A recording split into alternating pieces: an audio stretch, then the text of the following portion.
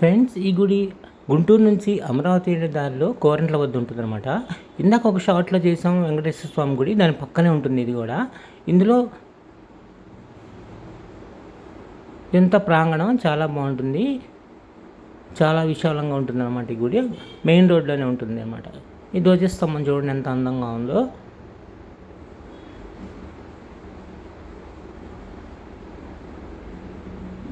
ఇది లోపల ఎంట్రన్స్. ఇక్కడ వచ్చేటప్పటికి మనకి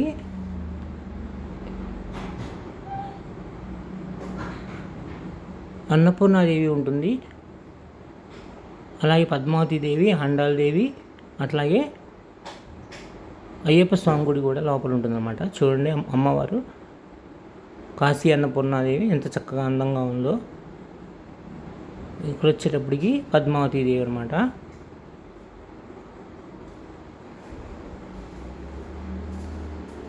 వెంకటేశ్వర స్వామి గుడి నైవేద్యం అవడం వల్ల మూసేశారు, అది కట్టినేశారు. ఆండాలమ్మ అయ్యప్ప స్వామి దేవాలయం.